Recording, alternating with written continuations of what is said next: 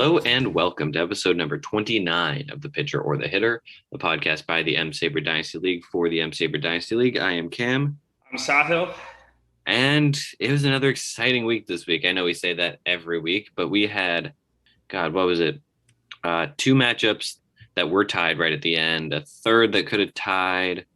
Really, got five of these matchups were close on the final day. And then the sixth matchup was 12-0. For most of the final day. So really just kind of a week of contrasts. And we did have six deserving winners. Some of them were very surprising, but one of the best weeks we've ever had on the whole. Yeah, and we had a major upset. And boy, Alex's team went off. And that's the first matchup we're going to talk about here. I want to put this in perspective a bit. Alex had 9 quality starts this week. Which ties the record for most quality starts in a week that Anthony had back when Resnick was part of Team Resnick, the third week of the inaugural season. Also against Erik, coincidentally. So Erik's been the victim a couple times. And Cam and I were tracking the Sunday night game. Had Emilio Pagan gotten 2 strikeouts in his appearance, Alex would have broken the 100 strikeout threshold, which has only happened 9 times in league history. He finished with 98, still great. And he was 0-5 coming into this matchup. We were talking about him as the worst team in the league the first 5 weeks, and this came out of nowhere.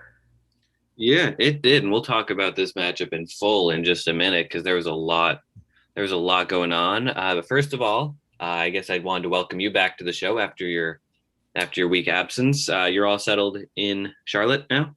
Yeah, all settled in. I've been able to walk around the city a bit. I found the Charlotte Knights Stadium. So they have pictures of Cal Ripken Jr. and Eddie Murray there because I guess it was a AAA affiliate for the Orioles at one point. And actually, when I was walking by, I saw the Tides warm up. They're the AAA affiliate for the Orioles. So I guess they were playing them over the course of the week with those extended homestands the minor league teams are having due to COVID. And my first day of work is tomorrow. So I'll be right at this desk again at 9 a.m. For Zoom orientation before I go into the office for the first time on Tuesday. So I'm excited. I'm settled in. I thought you all did a great job last week in my absence, and happy to be back. Yeah, that's awesome. Erik showed off some great big co-host energy. And speaking of which, we previewed it on the last episode, but in between, he did publish the first episode of his own podcast, Commission Friends, and you were lucky enough to be the first guest on that. Talk a little bit about how it went and what the experience was recording it. Yeah, we had a lot of fun. It was just more of like a casual conversation. And I thought that was nice, didn't really edit anything out or anything, just nice and free flowing. Nice to, kind of talk about myself for a bit. I'm excited to hear more about everybody else's lives. And I commend Erik for putting it together. And, he put it on the YouTube channel or the account that the Pitcher or the Hitter is on. So, if anybody else has any podcast ideas and wants to, kind of include it in that playlist, we'd love to, have it on there for, stuff that's league related. And, Cam and I are happy to do, some of these ideas. But if anybody wants to take the reins on their own, we're happy to hear some other people's kind of ideas and opinions. Yeah, absolutely. I'd love to have like 3 or 4 different podcast series on the channel. It'd be a ton of fun. But yeah, I listened to the episode. I loved it. It was a ton of fun. I found myself, as I was listening, every question Erik would ask, trying to imagine how I would answer it in my mind. So it was a lot of fun, but I am going to be the next guest on it. So I guess I'll be able to put my answers into action. I know when he asked about your favorite Ann Arbor restaurants, you chose pretty much all of mine. Yeah, shout out to Pita Kebab. I tried to leave some for other people, but I got excited at that question. So hopefully there's some more. It's a great show. I recommend everyone who hasn't listened to the first episode to give it a listen. And I'm looking forward to recording my episode. No, absolutely. Let's dive into the first matchup. We got a little excited and talked about it, but it was, I would say, the biggest upset of the year, no question. One of the biggest we've ever had. Alex and Zach, Benintendi's Chicken Tendies, who came in 0-5, just looking dead in the water, looking like the worst team in the league, going up against Erik, who was 3-1-1 going in, looking unbeatable, and they beat him 7-5. Like Cam said, I jumped the gun a bit, but I mean, what a week for Alex and Zach. I'm not going to go through the whole spiel I just did, but they looked like the worst team through the last 5 weeks. And honestly, Erik's team has been really hot the last 2 or 3 weeks. They don't have like a ton of major injuries, unless you're counting Jake Fraley and Chris Owings and Cole Calhoun. But he's been kind of having his way with his opponents the past couple of weeks. So definitely a surprise to see. And this is why we play the matchups every week, because you never know what's going to happen. But good for Benintendi's Chicken Tendies. They were the last team to pick up their first win. Or should I say the last team to have a 0 winning percentage, because EVO also picked up their first win this week. We'll get into them later. And for Erik, drops to 3-2-1. I don't know what you think, but I think, like I said, it's just one of those weeks where Erik played well, but like Alex and Zach just had a really good week. So just not much more they could have done. Yeah, I mean, this happens for really every team. You can lose any week, especially with how competitive every team in this league is. And even as someone who is, I guess, quicker than others to point out flaws in Erik's team, I don't think this changes my opinion of that team.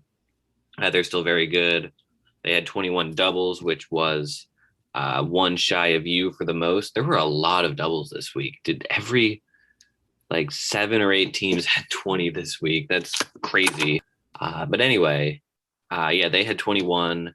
They stole 8 bases. They struck out 92, but just a tremendous week from Alex and Zach's starting pitchers in particular. 98 strikeouts, 9 quality starts, which is, like you said, the single week, or ties the single week record. Madison Bumgarner continues to excel. He had 7 more shutout innings. Good start for Casey Mize. Good start for Julio Urias. Bryce Wilson even had a good quality start. So overall, his pitchers couldn't do anything wrong this week, and Erik couldn't overcome that. Yeah, no, I agree. I told you, speaking of the rising doubles, I think I told you this like a week ago, but I don't think I told everybody. So roughly 30 games into the season, Clayton and Jake were leading the league in doubles with basically the same number of doubles that they put up in 60 games last year. Everybody's doubles numbers like this year were roughly, pretty tightly packed. And it's interesting because I know we added the second util spot, but I don't think the addition of one util spot is enough to make it so that we reach the doubles numbers that occurred last year in 60 games and 30 games this year. But maybe doubles are up with the new ball, and maybe you're not seeing as many home runs, you're seeing more doubles. I'd be curious to see what the home run numbers look like this year relative to last year's Roto regular season. Yeah, I'd love to see it after 60 games. It's interesting what the ball is doing, because offense is certainly down league wide, which I guess is why we're not seeing teams blow by all of those hitting counting stats week after week. But yeah, I think doubles do seem to be a little up, just kind of going by my eyes. And this week really was when it became totally evident. Well, I'm leading going into today. I was leading the league in homers with 93 home runs. Going into today, because go Orioles, they had played 39 games, and last year the league leader in home runs was also me, and I had 100. Mm. So, and I was in 60 games. So maybe the home run numbers aren't down. Like I don't know. It's weird, and we're like 40 games in. So, Yeah, doubles seem to be up. Absolutely. Then, I mean, there have been 4 no-hitters this year for a reason. Offense is down, and I think a good chunk of the home runs comes from the second util slot, but that can't account for all of it. yeah, I kind of want to do a deep dive and figure this out. Definitely for another time. But it is interesting, and I'm not sure if there's a clear explanation for it. Mm-hmm. We want to move on to the next matchup. Yeah. Let's dive into the second matchup we wanted to talk about, and it was the matchup between the two of us. I know most of you are looking forward to this. I know the two of us were looking forward to talking about it. You came in 5-0-0. You will leave 6-0-0 as you defeated me 9-3. But going into the last day of this matchup, it really looked like I could have taken it. So many categories were completely, really, really close. It looked like I could have flipped just about all of the ones you were leading in. And it didn't end up materializing for me. My on base percentage was above 400 for a while. It finished at 388. I finished below 50 runs. I only had 2 stolen bases, and my ERA and WHIP would have beaten most teams, but you just kind of steamrolled. You had one of the best weeks I've ever seen from anyone, and there's no chance I could have beaten it even with my phenomenal week. Yeah, and I'm kind of surprised too because on Tuesday, so the Padres didn't play Monday, and on Tuesday, I got the announcement that Tatis landed on the COVID IL. So Tatis didn't play, Yelich didn't play. Those are my 2 best bats.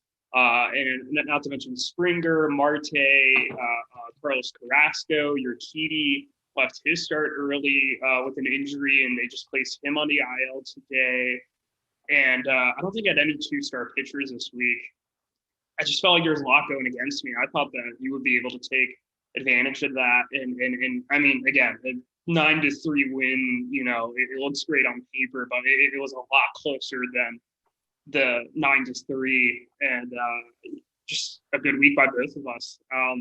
My only disappointment was that Kyle Hendricks and I have been together for 4 years now on this team. He is the only pitcher that's lasted. I've had 4 bats that have lasted, but he's the only pitcher. I have never benched Kyle Hendricks until today. I've literally started him every game. And today I was like, I need to preserve WHIP. WHIP was close. Same with ERA was close-ish. And he rewards me on my bench with 8 innings, 1 earned. Nice quality start. Disappointed in myself for that to end such a great streak. But yeah, I mean, overall, great week for you too. Just kind of reminds me of Erik. You kind of just ran into just the giant wall. There's just nothing you could have done. Actually, I will say it was interesting to me that you chose not to just add a bunch of starting pitchers today to guarantee a win in strikeouts, and maybe see if you could win quality starts and just concede WHIP. I thought that was a strategy you were going to go with, and I was actually going to start Kyle Hendricks until I saw you didn't pick up a starting pitcher. Yeah, so I did consider that. First of all, I didn't like any of the streaming options available to me. None of them were good at all. And I had 3 acquisitions. I used 2 of them on hitters because I wanted to flip runs, doubles, and RBIs and keep home runs on my side. So those were all very important to me. And then that left 1 starting pitcher acquisition for me to be able to do. And then I figured with you having Hendricks going, I wasn't going to flip strikeouts or quality starts. And I figured WHIP was something that was more important for me to try and keep tight, because WHIP was very close. I figured I was more likely to have that flip than strikeouts. Yeah. No, I think that's fair. I mean, the hitting categories were a lot closer this morning than they look now. So, I mean, they could have easily flipped your way with like a hot hitting day by you and like even a mediocre day by me. So I think it makes sense. But yeah, I mean, just a tough luck loss for you. I mean, You scored 13 runs and drove in 10 today. That is just absolutely absurd.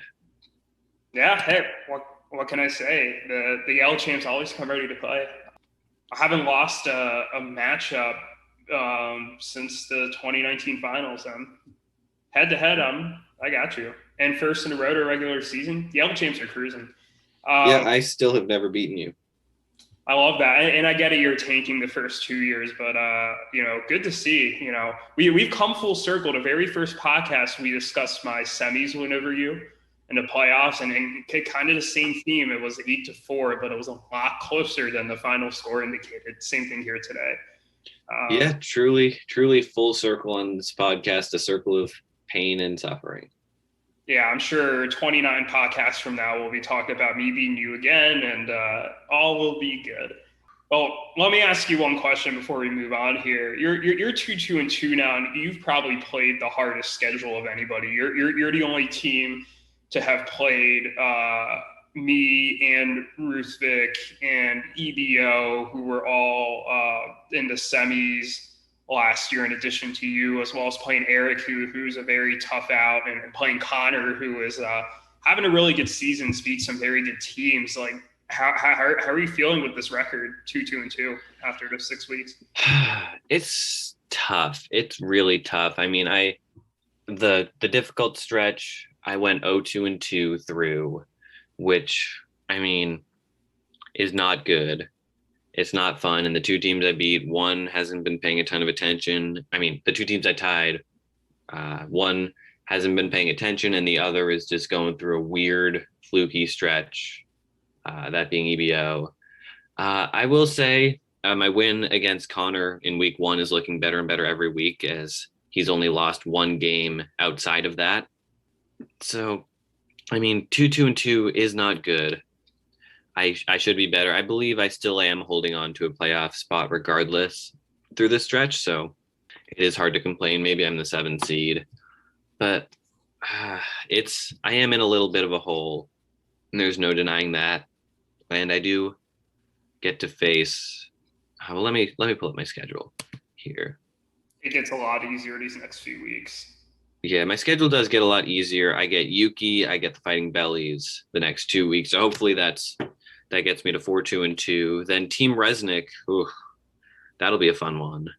And then I get Benintendies, and then I get Bow with the Flow, and then it restarts all over again. So yeah, to make a long story short, it does get a little easier. The hard stretch is out of the way, and hopefully I can pull off a string of 5 or so wins in a row and put myself back in the hunt for a bye. Yeah, I'm not terribly concerned about your team at the moment. I mean, I think, like you said, a hard stretch. Obviously, the next few weeks are vital for you. Your margin of error is not super large at this point. So if you want to, be able to secure a bye or one of the higher playoff seeds. That's true, and I will need to beat Erik my second matchup against him. I can't go 0-2 against him. That would be that would kill my team. Yep. You don't want to go 2 against me either, I'm sure. I am sure. You want to jump into our next matchup here? Yeah, which was the next one we were going to talk about? Yeah, we're talking about Andrew versus Daniel and Alex. I correctly picked this upset. You and Erik seemed pretty shocked last week talking on the podcast when I predicted that Andrew would beat Daniel and Alex. I just had a weird gut feeling that Andrew would pull it off, and it was looking really bad because he had like 4 RBIs at like one point on Thursday, and actually somehow finished with 32. So good for him. Also, the 10 stolen bases is fantastic. I don't think it's a league record, but it's close to it. Yeah, no, the league record is 15, I believe. Yeah, Jesus. Set by Alex and Zach, ironically also against the Fighting Bellies. But it is weird because it is 6.59 ERA and 1.57 WHIP and they still managed to win. And not only did they manage to win, but they won a couple of the pitching categories too, 5 saves and 68 strikeouts. So 22 doubles was solid too. Their OBP was finally like not garbage. 341 is, respectable. So solid week overall for Andrew. He's 2-4 now. And as he just pointed out in the Slack, he has a better record than Yuki, which I love to see the banter. Again, I don't know if I see this team really going anywhere, but I knew they were going to rack up a couple wins during the season, and glad to see it. Although, ironically, Andrew did call me out because I think I made it sound like a couple podcast episodes ago that he was just going to go winless on the entire season. Since then, he's 2-0. So maybe I reversed their luck. Yeah, maybe you have. And like you said, I love seeing the smack talk between Andrew and Yuki, the league's best and really only true rivalry. They're great rivals, and they're both kind of in similar spots right now. But yeah, I totally forgot that Andrew had 4 RBIs at some point on Thursday. It is totally mind-boggling that he came back to win that category. He had 10 today, and on Saturday he put up he had 8 with a 411 on base percentage on Saturday. So his hitters really turned it on the second half of the week, and it was just enough to win 6-5-1. I know. Yeah, he appreciated the Nate Lowe shout out last week. And I guess in order to be fair, I'm going to shout him out again. He had a pretty terrible week this week, 3 for 20, 1 double, no homers. But the rest of his hitters, I mean, Brian Reynolds hit 4 doubles with a .552 on base percentage. Victor Robles was good. He stole 2 bases. David Dahl homered twice. So Andrew's bats are surprisingly good. He's 2-4. The pitchers, he needs a couple starting pitchers for sure. I mean, yep. Kevin Gausman's really his only one who's been good per se. Herman Marquez looked rough. Tyler Anderson got roughed up. But yeah, his team is, I mean, we were kind of unanimous in saying that he'd be the worst team, and he has not been. He's looked better than a couple other teams. Yeah, I mean, I think their record has been better than a couple other teams. I still think on paper and just overall, just with kind of some of the abysmal OBPs and some of the bad ERAs, which I think are more of the better indicators of our stats of how good a team actually is. I mean, I'd still probably say, like, more likely to call him the worst team in the league still, just talent-wise.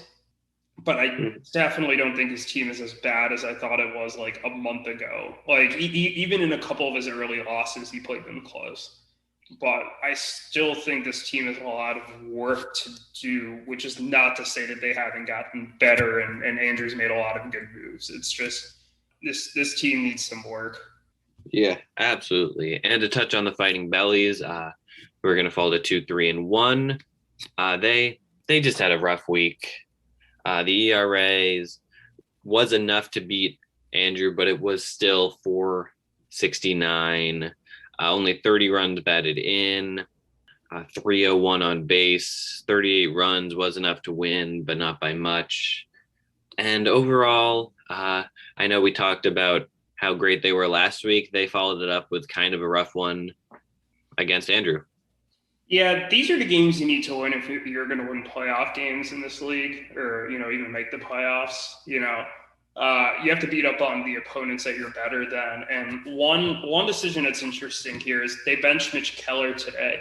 Now, Mitch Keller's been god-awful, so, I don't blame them on paper for benching him, but ERA and WHIP weren't super close. Maybe it was closer going into today because Andrew had a rough day, but had they started Mitch Keller today, they would have won because they would have flipped strikeouts. That's true. Yeah. So, I don't know if that was intentional that they benched him or they forgot to put him in a lineup. But again, it shows just how close some of these matchups really are and how one or two decisions can, really flip a matchup. But that's definitely interesting to look at. They dropped to 2-3-1. I still think they're in the mix for a playoff spot, but definitely a win here, would have really gone a long way. So Yeah, this is one of those losses that really hurt your chances. yeah, no, yeah. Do we want to dive into EBO finally getting their first win? Yeah, let's do that. First off, good for EBO. I think they more than some have just had ridiculously bad luck. Well, I also think there's been some problems with their offensive performance and to a degree their pitching strategy, which I'll get into a bit later. They've been, I'll pull this up here, tied 6-6 the first week. They had a 5-6-1 loss. They had a 6-6, another 6-6 tie. They won 6-5-1 to date. A 4-7-1 loss to Conor, which was like pretty close numbers wise still. So it's almost like they've been babbitt, to a degree. I mentioned earlier how a couple minor decisions can flip a matchup. It feels like every week on Sunday Night Baseball, we're like talking about if X player hits a double for them, or if X player doesn't hit a double or score a run for the other team, like they're going to win. And this is the first time where they've actually come out on top. In that instance, Paul Goldschmidt hit a double and scored a run in the Sunday night game this week to give them the win. So I don't think they're as bad as this 1-3-2 record would suggest, but I also think that there's some changes that need to be made, which I'll get into on our next segment. Good for them. And briefly, just touching on Yuki, he had a great offensive week. 52 RBIs. Tied me for the league lead, a 350 OBP, but and 4 holds. So he actually took one of like the categories that EBO traditionally wins, but just wasn't enough. He'll drop to 1-5. I'd say a little bit of a tough luck loss for them. Maybe not to the degree that you and Erik had, but definitely kind of sucks for them given the performance that Yuki's team put up. Yeah, for sure. I did want to congratulate Zane for finally getting off the schneid, getting his first win of the season. It's got to be frustrating seeing your team play pretty well, but fail to get a win in their first 5 games. I guess you can see some of that frustration in the fact that they didn't make a single move this week. They used 0 of their 8 acquisitions. The only change they made to their team was swapping the old Trump logo for a Biden logo. I saw that. Yeah. Getting up to date. There was a new executive in town, but they did finally get the win. Hopefully that kind of sparked something in Zane. And it was a fine week. 20 doubles is good. 43 runs is always solid. 354 on base was one of the better ones. 9 saves. Is very good. That would have, going into the season, tied the record had they not previously broken it earlier in the year. The ERA and the WHIP are right where they need to be. And they did what they needed to do. And that's all you can say really about this strategy. They need to hit better for sure. 9 home runs and 40 RBIs really isn't going to cut it. And guys like Anthony Rendon are just coming back from injury, so that'll help. Nelson Cruz didn't have a great week, even though he has had a good start to the season. Mookie Betts had a 292 on base and only 2 runs and no homers. So they are just kind of waiting on a couple of their bats to turn it around. And once that happens, they'll be able to hopefully string some wins together and get back from the hole they've dug. Yeah, absolutely. I still think this is a top 6 team in the league. I think they're obviously not going to get a bye. I think they've put themselves in too much of a hole, but there's no reason this team won't be playing meaningful games in September. Right, for sure. As long as they can kind of make a couple moves, hopefully, and just if the luck swings back their way. Absolutely. And which matchup did we want to do next? Why don't we do Anthony and Ruthvik? Because this one was interesting. You picked them to tie this week. They very much did not tie. This was about as far from a tie as you can get. Yeah, Anthony dominated Ruthvik, and like to in Ruthvik's defense, like he did, he had med school exams this week, so he's been like crazy busy, and I don't think he's been giving his team as much attention the past couple of weeks, but like I don't think there's anything he could have reasonably done to have changed this outcome. I mean, Anthony just dominated him this week. I mean, Anthony had 20 home runs. To put that in comparison, 24 is the highest in league history that Erik put up back in 2018.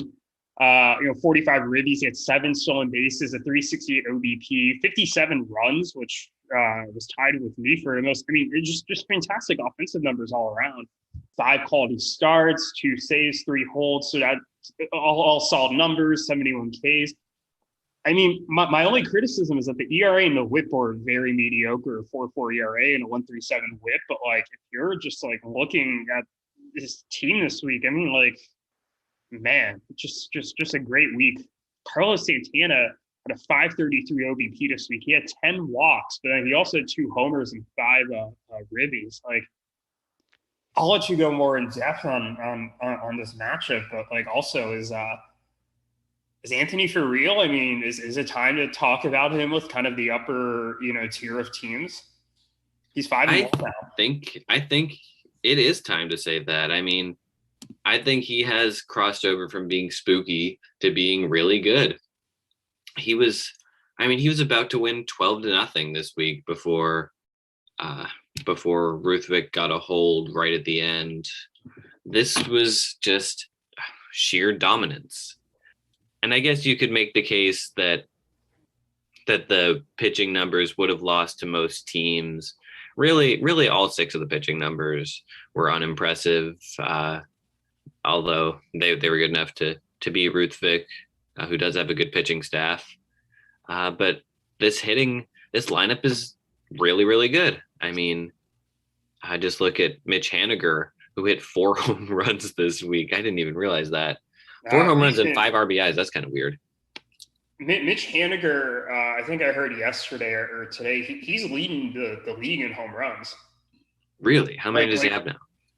I think it's like 11 or something. Let's see what Google says. The internet never lies, except when it does. 11 home runs and 39 RBIs I just read his walks and his strikeouts. I can't read. 12 home runs and 30 RBIs. Wow. God. To put that in comparison, he in almost 100 more at bats in 2019.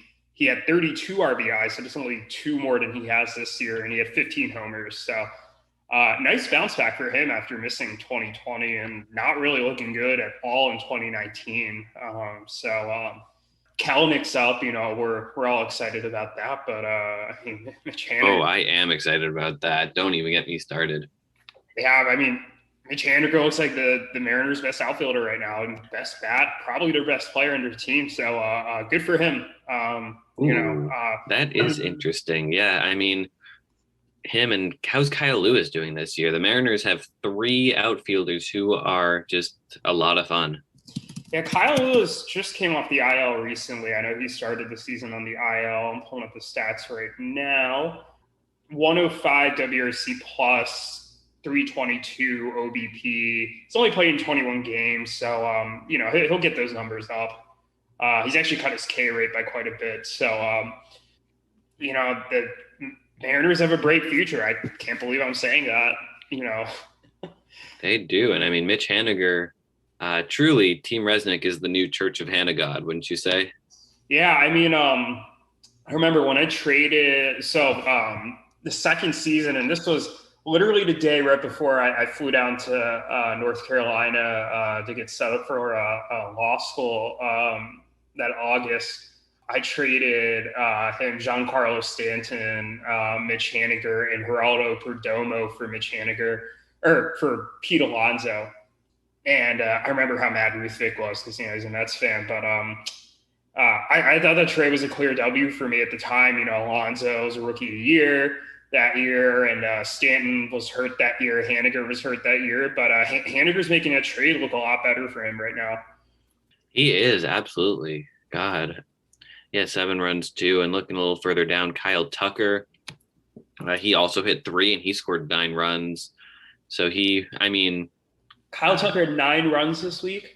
Kyle Tucker had 9 runs this week. Oh man, he started out the season really cold, and I saw him on a lot of the lists as being like buy in now because he's not doing well. So good to see him bounce back a little bit. I don't know what the rest of his numbers were in the week, but they were great. He the on base is still below 300, but he had a phenomenal week, and he's still super, super young. Yeah, no, there's no doubt in my mind he's going to be really good. He just needs to get in the thick of things. Hey, and you know who else came back today? Jazz Chisholm. He was stolen base and batted leadoff for the Marlins. So he's been great this year too. That's true. You know who didn't have a good week is Mike Trout, 1 for 16. He had a 5-game hitless streak, which was tied for the second longest in his career. Or not tied. I think it was just the second longest in his career. The first longest was 6 games. God, Anthony clearly doesn't need him. No. You should trade him to the nearest me. Yeah. You know what? He can. Well, not to you, but I think Andrew deserves Mike Trout. He's one. I agree. You know what? Yeah. Yeah, I think that's fair. Anything we want to say about Ruthvik's team before we transition here? I just think it was one of those weeks where he just wasn't destined to win, wasn't in the cards. Shane Bieber actually surprisingly looked a bit mediocre this week. He had a 1.85 WHIP and a 3.97 ERA. Nothing seemed to be going right for Ruthvik this week, and he's still 3-2-1. I think he'll be fine moving forward. He'll be able to give this team a little more attention, and I think this team could use a trade or two, and especially with they've racked up a lot of hitter injuries over the past week. Like Conforto and McNeil both left today's games with injuries, but I think he'll be fine overall. Now, actually, not to mention the starting pitching too. He lost Gallen and DeGrom in the past week to injuries, and Marco Gonzalez still in the IL. So yeah, it's tough without DeGrom. He was sorely missed this week. And Zach Gallen as well. I was really upset when Ruthvik was able to trade for him. But yeah, Savali didn't pitch well. Bieber had 7 walks in 11 innings. And other than that, there weren't really too many other guys that made a lot of starts. So he could have easily flipped those 2 pitching rate stats as well as strikeouts and quality starts, and that could have really made the whole matchup different had he had DeGrom and Gallen. Yeah, it would have been closer, but again, he just got thoroughly rocked offensively, and I guess like doubles was close. Anthony only won by 1 double, but I don't think it would have been enough to win. Anthony just had a dominant week, and I will say now, so Anthony 5-1. His only loss is to me, and I'm 6-0. And that was a 6-5-1 loss. That came down to the very end. That was even closer than our matchup this week, arguably. So, we'll see. Anthony's got a tough test coming up though, because he still has to play. Let's pull this up quickly. Oh, he plays Andrew next week, but then he plays EBO, he plays you, he plays Conor, and then he plays Erik. So that's true. Yeah, I said it last week, but Anthony your division feels like the Big Ten West, and Anthony's Iowa, and he gets a hot start against playing Nebraska and Northwestern, and now he's got to play the teams from out east, and it's going to be a little tough for him. See, I thought so too, but then he played really close against me, and then he just dominated Ruthvik. Yeah, that's true. And Iowa is legitimately a good team most years. So there's something. I think there's something there. I don't know. I will say he does need some more pitching if he's going to keep this up, because I just don't think guys like Corey Kluber. And Dane Dunning, Nathan Eovaldi are necessarily going to keep it up. Even a guy like Cole Irving, Tariq Skubal. I think he needs another established arm or two in there, especially with Mike Soroka having a setback in the Achilles, return from the Achilles injury, and Paxton, missing, the entire year. So I could see him being a team that maybe makes a reinforcement or two over the upcoming weeks, but we'll see. This team looks really good. And anything else, or you want to move on to the last matchup? Yeah, let's move on. So there's one matchup left we haven't talked about, and that is Conor over Clayton and Jake.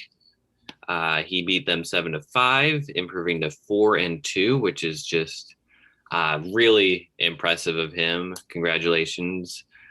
He had 7 stolen bases. The on base percentage, 309, was not super impressive. It could have very easily flipped the other direction.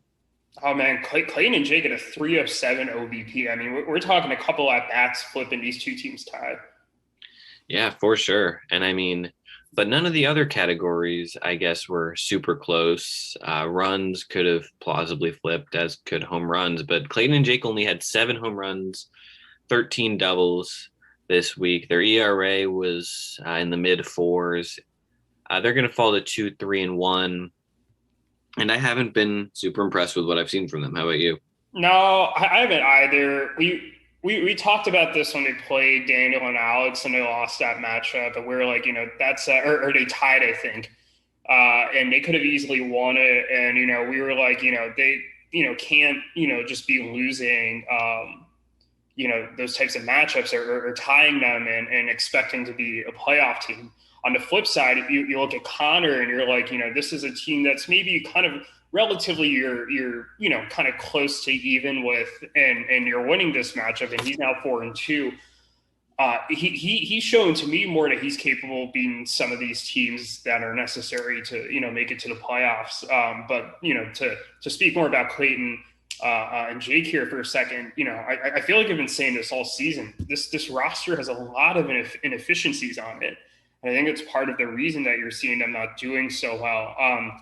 And I feel like to a degree, with the injuries, you're being a little solved right now. And actually, Jorge Soler getting outfield eligibility helps out. But like, if Bo Bichette, Javi Baez, and Gleyber Torres, and you can only start 2 of them at a time, they gotta figure out that logjam, because it's not just Gleyber's on the COVID IL right now, so it wasn't really an issue this week, but it generally, has been a bit more of an issue. It's not just that you're sitting one of them, but you could trade that for an asset that you can use. And you look at their team, for example, they're lower in the standings in ERA and WHIP, and they could be doing better in some of the offensive categories. They don't have to be starting, Starling Castro, who, is not having an amazing season, or Clint Frazier, who has a 141 average. Trade one of your shortstops for an outfielder and, get more production out of your lineup. So, I'm surprised they just haven't been beating the trade tree harder and trying to find something. I know they're having Gallon talks with Ruthvik before he got hurt, but I don't know. I think this team is, maybe we were just wrong about them. Maybe they need another year. They might. I mean, and part of that, they would have won if Luis Castillo wasn't so goddamn terrible. He is broken. I mean, I don't know what else to say. I'm really bummed. He just needs some time off to figure it out.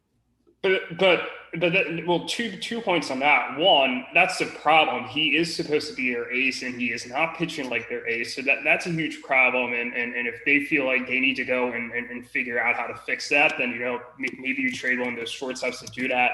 And I mean, like you said, Luis Castillo looks legitimately broken. Like, he had 11.44 K per 9 last year. That number is down to 6.99. I mean, he just can't locate his pitches. And he always did kind of nibble around the corners and get to 3-ball counts and walk some guys. But this year it's just gotten even worse. But it's weird because his walk rate is down compared to last year.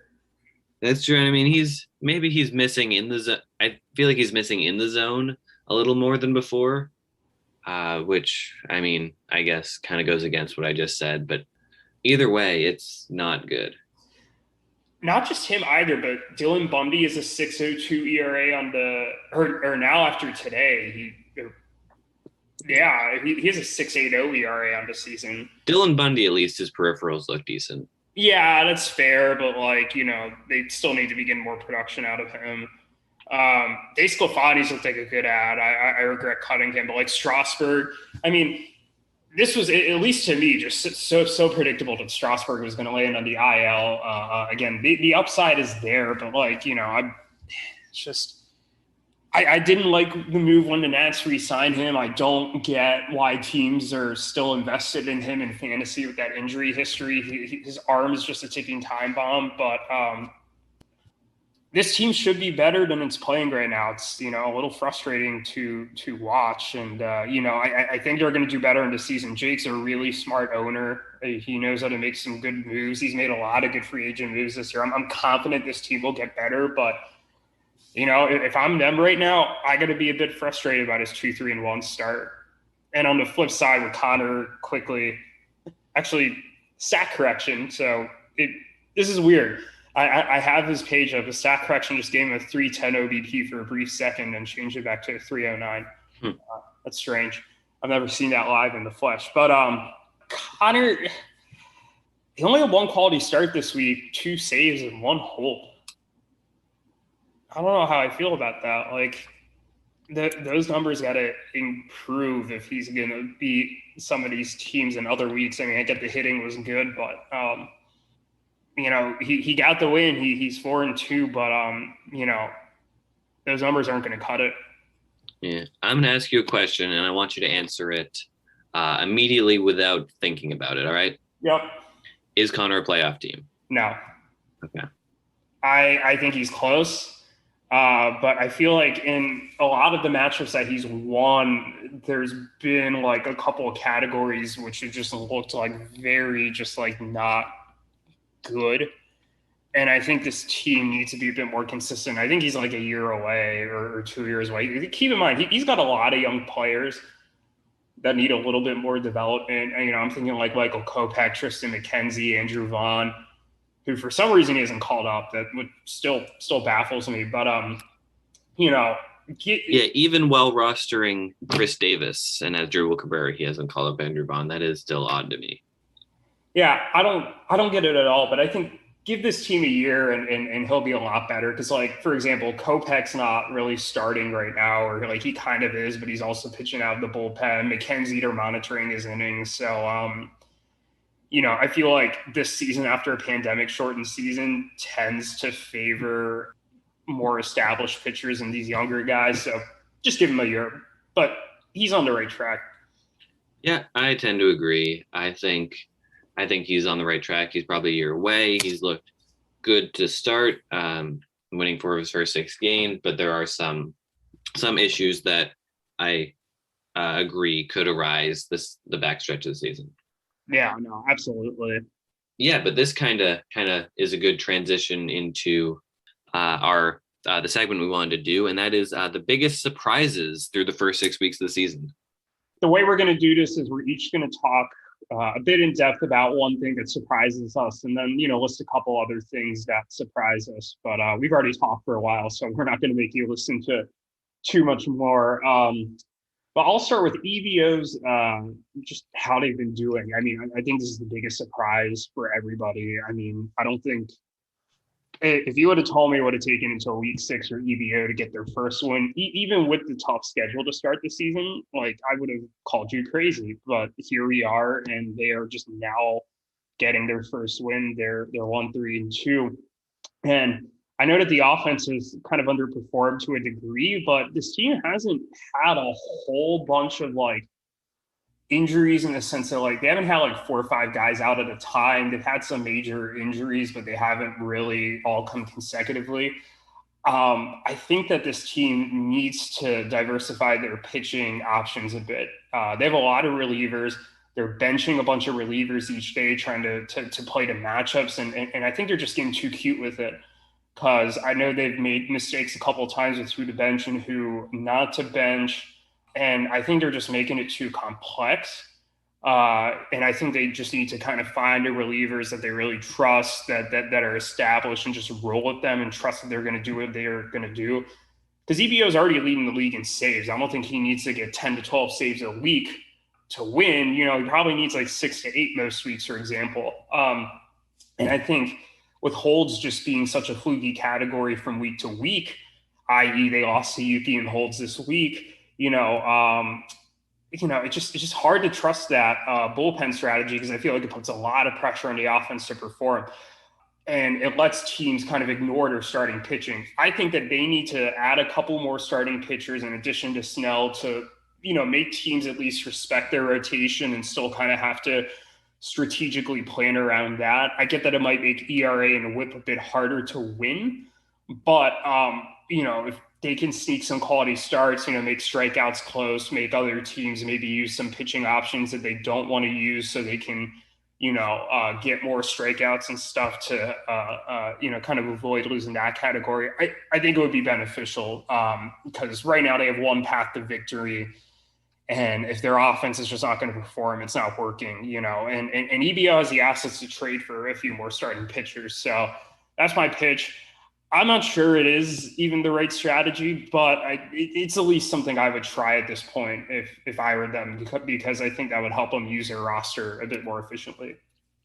Yeah, it's still week 6, going into week 7, but there's something to that. You mentioned there's only one path to victory for them, and that's kind of been close to them now. And just the fact that through 6 weeks they have a worse record than Andrew is incredibly shocking. I agree. That's the biggest surprise of the year so far. Oh yeah, by far. Not even close. But you have another surprise that you want to talk about. So. Yeah. I mean, I know, I feel like I talk about Team Resnick so much on this podcast, but I'm going to do it again. They're 5-1. That's one of the biggest surprises of the year for me. And I know they haven't played that tough of a schedule, but 5-1 is absolutely nothing to sneeze at. They are leading the league in runs. They are tied for second in homers, just behind you. They're third in RBIs. That lineup has been incredible. And I mean, of course, Mike Trout is in that lineup. Of course, he's kind of a safety net for them. It's not going to get much worse than a certain point. But even guys like, Jazz Chisholm, Xander Bogaerts has been amazing. Joey Wensleydale has had a good season. And he was just a free pickup. Yasmani Grandal is walking like a madman. This team is one of the best lineups in the league, and it's a tremendous story. And they're currently in line for the second the second seed in the playoffs. I don't know if I fully expect them to keep that up, but right now they're in line for it, and I'm really excited to see that team. Yeah, and I don't think we have any teams that are going to be 4-2 after, or Conor will. But like they're 5-1, I'm 6-0, and after that it's like a kind of a bunch of teams kind of in the middle there, kind of with records around 500 or maybe a game above or a game below. So they're kind of above that pack, and the early lead for the number 2 seed. So good for them. Hopefully for Anthony's sake, he's able to keep this up, make things interesting, introduce a new team kind of to the top tier things. Any others you wanted to just mention quickly? I had one more, which is Erik's offense is doing a whole lot better than I thought. I know we give Erik a lot of crap on this podcast for the way he builds his team, but boy, I mean, he's been playing well this year. I thought the pitching would be really good, but I didn't have faith in the offense at all. I mean, he still has Dylan Moore on his roster, and Dylan Moore is actually playing better this week, which hurts my soul. But, Jared Walsh has broken out. Whit Merrifield, Jose Ramirez have been good. Chris Taylor's been good. Teoscar Hernandez has proved me wrong. He's been great since he got back in the lineup. And Shohei Ohtani has been, he's been amazing. So Erik's proved me wrong there, but good for him. Anything else you wanted to bring up? Yeah, that offense has been good. The one last thing that I wanted to mention was just how close everything has been. This season has been so much closer than either of our first 3 seasons, especially our first two matchups based seasons. And it's a ton of fun. I mean, there have been so many ties all season. I had 2 in a row. We almost had 4 or 5 this week, which is remarkable. No team has ever had more than 3 ties in a season, and only 2 teams have had 3. And right now we're 6 out of 21 weeks in, and we've already got 2 teams with 2 and a bunch of teams with 1. So we're probably gonna looked like they were gonna get their 3rd tie this week too. Yeah, they did. And it's just a ton of fun. We have a bunch of great owners in this league. No one's kind of slacking. Everyone's active. Everyone's super involved, setting their teams, and we're all doing a great job. Good job, us.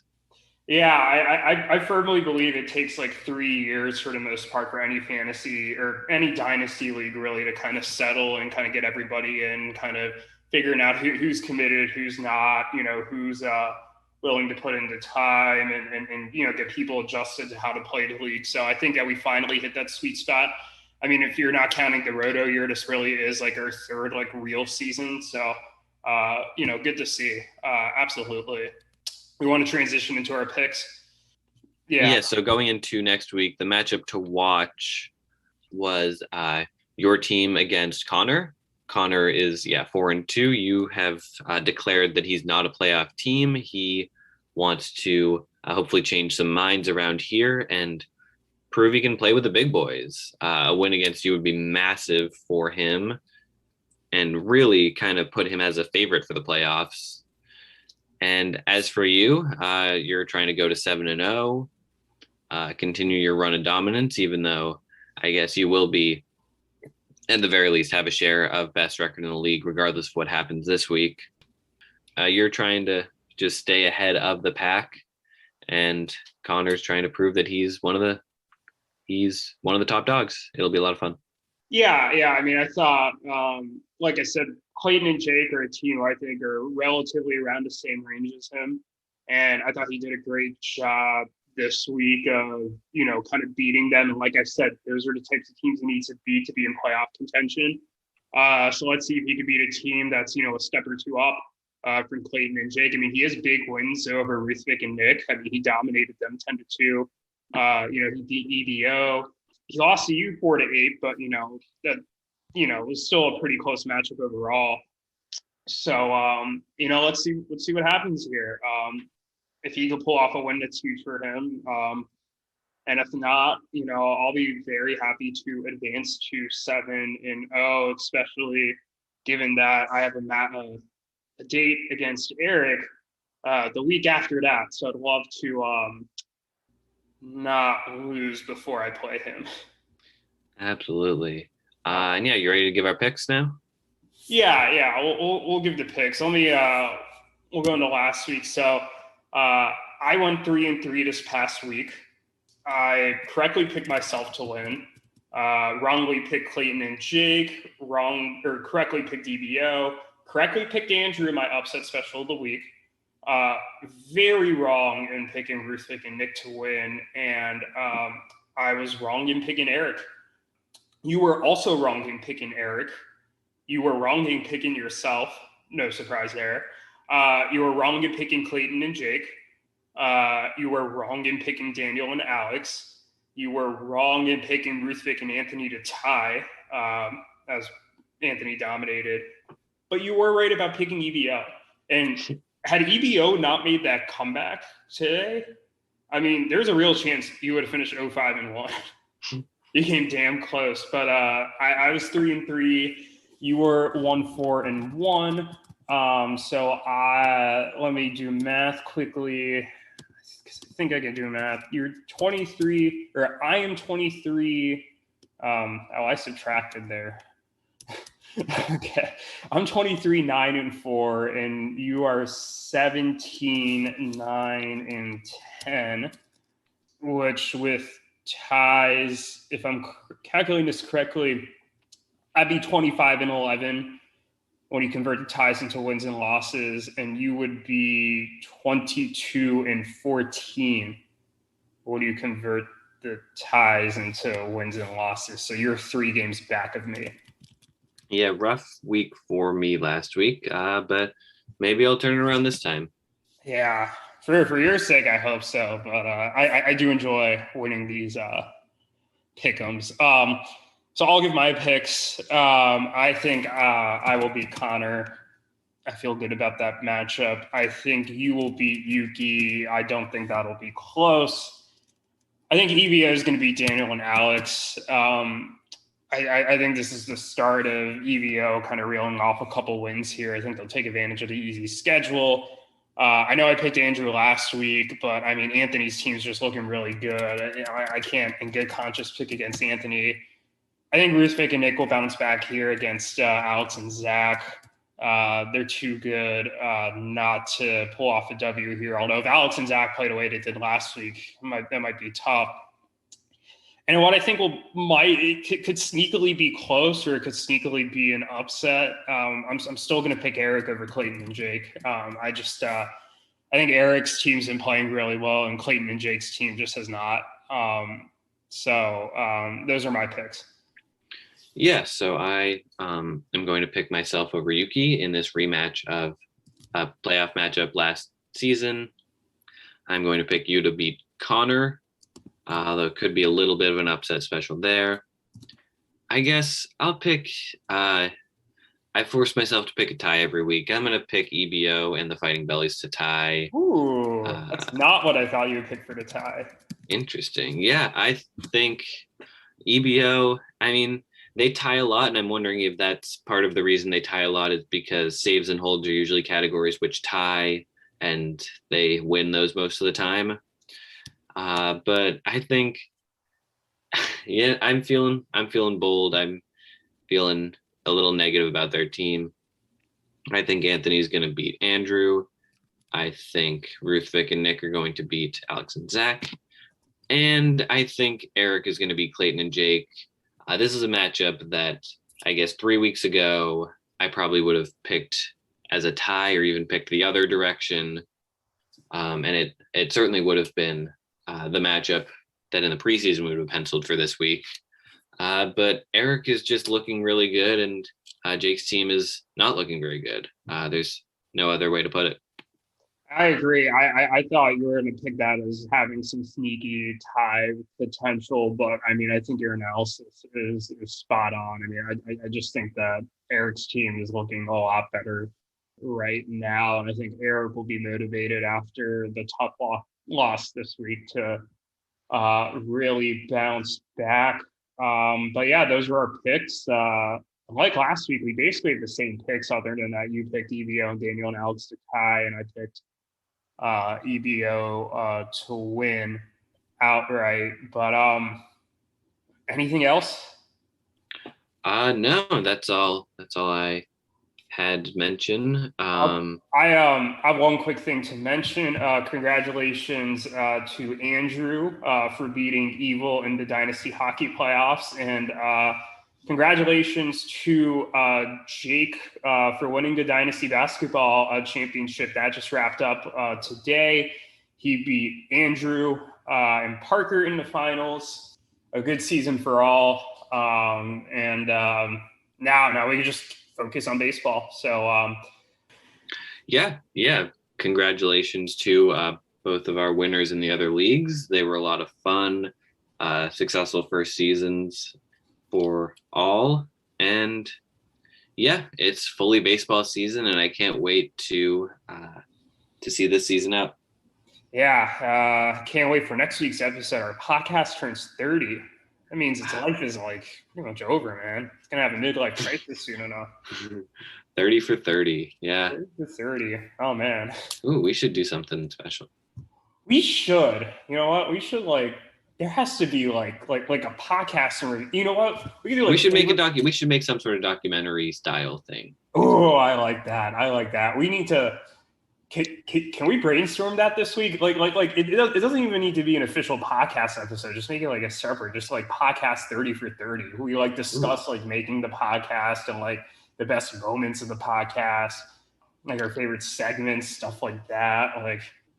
Like a meta episode. Yeah, exactly. Like a meta episode. And like we could discuss it for like, I don't know, like it doesn't need to be like too 30 long. minutes. Yeah, like 30, 40 minutes or something, you Okay. know. 30 for 30 for 30. 30 I minutes. like that. Yeah, make it a 30-minute episode. That'd be fun. But yeah, next week will be an exciting one. And until then, best of luck to everyone, and you have a great week. Yep. You all as well.